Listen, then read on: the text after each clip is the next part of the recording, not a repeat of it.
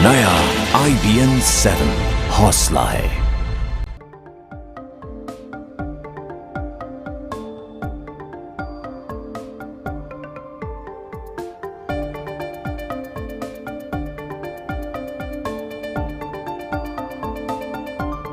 प्रधानमंत्री नरेंद्र मोदी चीन की यात्रा पर आने वाले हैं। IBN 7 की टीम, नेटवर्क 18 की टीम चीन पहुंच चुकी है।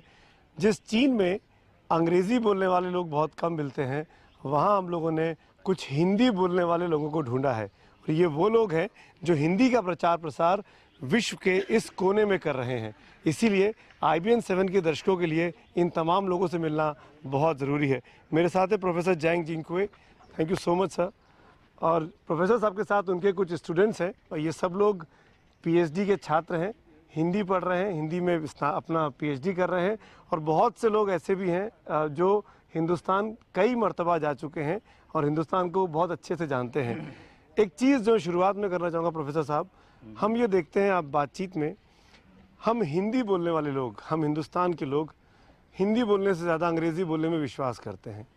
आप चीन के लोग चीनी भाषा के साथ स्टिक करते हैं, अंग्रेज़ी बोलने में समझने में दिक्कत होती है। क्या आपको लगता है कि ये हमारी अप्रोच में डिफरेंस है? हिंदुस्तान के लोग अंग्रेज़ी की तरफ टिल्टेड हैं और चीन के लोग अपनी मातृभाषा चीनी की तरफ ज़्यादा झुके हुए हैं। बात ये है कि यह सच बताता हूँ कि मैं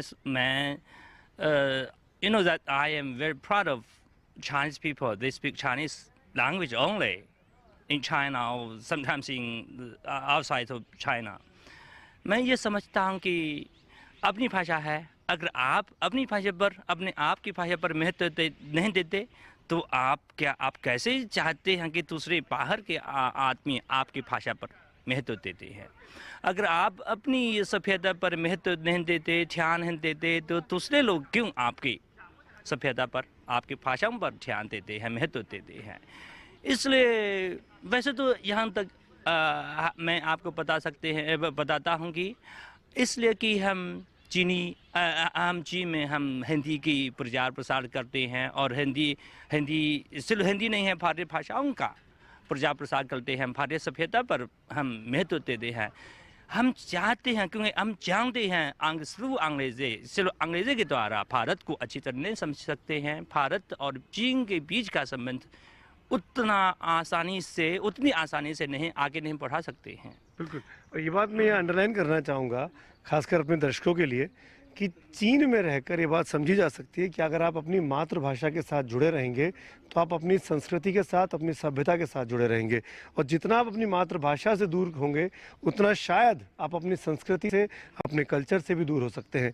और चीन में ये बात बहुत आसानी से समझी जा सकती है, देखी जा सकती है कि चीन के लोग आज भी किस तरीके से तमाम अंतर्राष्ट्रीय मंचों पर अपनी मातृभाषा में बात करते हैं। और दुनिया को आज चीन ने मजबूर कर दिया है कि जब वो चीन में आए तो वो चीनी भाषा में बात करें, चीनी लहजे को सीखें, चीनी संस्कृति का सम्मान करें। एक चीज़ मैं आपसे पूछना चाहूँगा प्रोफेसर साहब, प्रधानमंत्री मोदी आ रहे हैं। बीते सालों में हमने ये देखा है कि भारत और चीन के संबंध में थोड़ा बहुत तनाव रहा, एक दूसरे के लिए अविश्वास रहा। लेकिन पिछली 1-1.5 साल के अंदर जो नई रिजीम वहाँ आई है, आपके नए प्रीमियर यहाँ पे प्रेसिडेंट हैं, आपको लगता है कि ये दोनों लोग मिलके, शी जिनपिंग और नरेंद्र मोदी साहब मिलके दोनों देशों को एक नई दोस्ती दे सकते हैं? हाँ, ये अवश्य। मैं काफ़ी विश्वास करता हूँ कि मोदी के चीनी की यात्रा करने से हमारे जो नेताजी राष्ट्रपति शी जिनपिंग जी से मिलने के बाद हमारे दोनों देशों के बीच का संबंध ज़रूर आगे बढ़ेगा। आपके साथ कुछ यंगस्टर्स भी हैं, आपके स्टूडेंट्स हैं। एक बहुत अच्छा काम है चीन में, क्योंकि लैंग्वेज में डिफरेंस है, नाम का उच्चारण करने में दिक्कत होती है, तो सब अपने अपने नाम बदल लेते हैं। जैसे ये इन सब के अपने ओरिजिनल नाम होंगे, लेकिन मैं इनको हिंदी नामों से जान रहा हूँ। हमारे साथ चांदनी है, हमारे साथ आकाश है और आकाश के साथ क्रिश्चिन, मैंने ठीक बोला? क्रिश्चिन। ये तीनों छात्र हैं।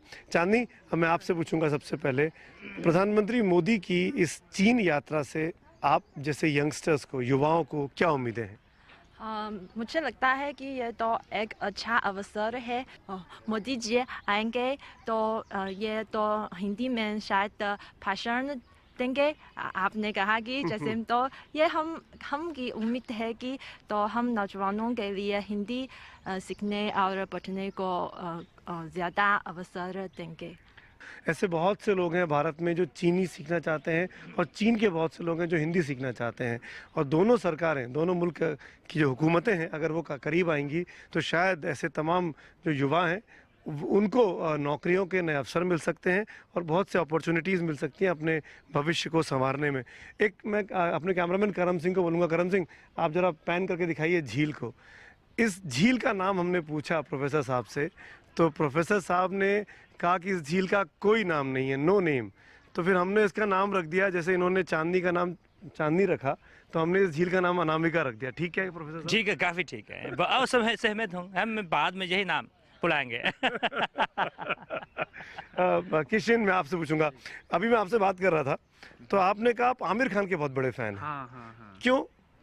क्योंकि आमिर खान तो ऐसा टिपिकल बॉलीवुड एक्टर और डायरेक्टर नहीं है। उसकी फिल्म में तो बहुत अलग विषय है, जैसे शिक्षा, जैसे क्रिटिक्स टू सोसाइटी, जैसे कुछ नई बात जो शायद इतनी फ्रेंडली नहीं। कौन सी फिल्में देखी आपने आमिर खान की? कौन सी फिल्में देखी जो पसंद आई आपको?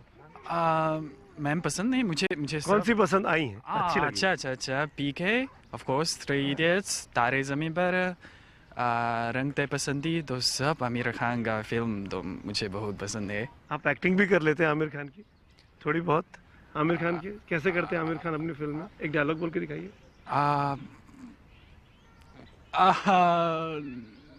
अच्छा, गाना sorry. गाना अच्छा, तारे ज़मीन पर। या वो दो नहीं शब्द है। आमिर खान की जोड़ी आपको किस हीरोइन के साथ पसंद आती है? रणबीर कपूर। हीरो रणबीर कपूर, हाँ। Heroine actress? हीरोइन दूसरी कपूर, मुझे तो फर्स्ट नेम भूल गई। वो एक साथ 3 इडियट्स में करीना कपूर। करीना कपूर, या पसंद है करीना कपूर के साथ? हाँ। वो तो इतना सुंदर भारतीय लड़की है। आप इंडियन लड़की को अपनी गर्लफ्रेंड बनाना चाहेंगे? मेरे पास अभी एक चीनी लड़की दोस्त है, तो भविष्य में शायद है। उम्मीद पे दुनिया कायम है। आकाश, आप गाना गुनगुना रहे थे, आप गाना अच्छा गाते हैं, तो कौन सा गाना गाएंगे हमारे हिंदुस्तान के दर्शकों के लिए, जिनको लगेगा देख के कि मैं बीजिंग में खड़ा होके हिंदी फिल्मों के बारे में आपसे बात कर रहा हूँ एक चीनी नागरिक से, तो आप कौन सा हिंदी गाना गा सकते हैं? तो एक थोड़ा पीस तुम ही हो, आशिकी 2 का एक गान है। तुम ही हो जिंदगी अब तुम ही हो, चैन भी मेरा दर्द भी मेरी आशिकी अब तुम ही हो, क्योंकि तुम ही हो अब तुम ही हो, जिंदगी अब तुम ही हो, चैन भी मेरा दर्द भी मेरी आशिकी अब तुम ही हो, बस। Thank you so much, super. Chandni, आप गाना गाती हैं? 3 Idiots में बहती हवा सा था वो, उड़ती पतंग सा था वो, कहाँ गया उसे ढूंढो, हमको तो राहें थी चलाती, वो खुद अपनी राह बनाता, गिरता संभलता मस्ती में चलता था वो, हमको कल की फिक्र सताती, वो बस आज का जश्न मनाता, हर लम्हे को खुल के जीता था वो।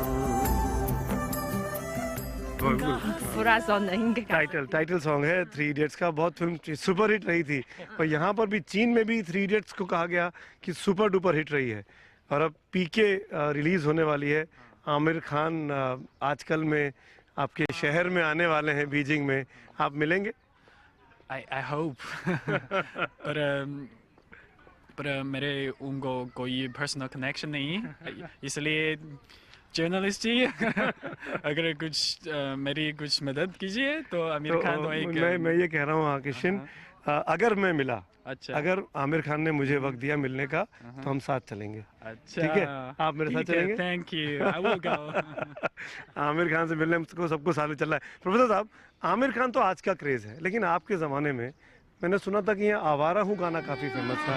आवारा हूँ या गर्दिश में हूँ, आसमान का तारा हूँ, आवारा हूँ। घर बार नहीं, संसार नहीं, मुझसे किसी को प्यार नहीं, मुझसे किसी को प्यार नहीं। उस पार किसी से मिलने का इकरार नहीं, मुझसे किसी को प्यार नहीं, मुझसे किसी को प्यार नहीं। सुनसान नगर अनजान डगर का प्यारा हूँ, आवारा हूँ। क्यों राज कपूर साहब क्यों फेमस हुए चाइना में? क्यों इतना क्रेज है? आज भी किसी टैक्सी में बैठो तो सबसे पहले वो इंडियन देखते हैं तो वो आवारा हूँ गाना गुनगुना, ऐसा क्यों है? बात क्या है, मैं समझता हूँ उस समय 1950 में चीन और भारत के बीच का संबंध बहुत अच्छा था उस समय। और आप मान लीजिएगा चीन में चीनी लोग सब नेहरू जी को जानते ही थे। और एक बात ये है कि चीनी और भारतीय सभ्यता का मिलना जुलना है। बुद्धिज़्म, बौद्ध धर्म का ये हमारे बीच के एक कह सकते हैं भीख, एक बहाल है। ये बहाल हमारे दोनों के हैं और हम ये बहाल को शेयर करते हैं। बुद्धिज़्म गौतम सिर्फ आपके नहीं है, हमारा भी है। और आजकल चीन संसार में सबसे बड़ा बुद्धिस्ट देश है।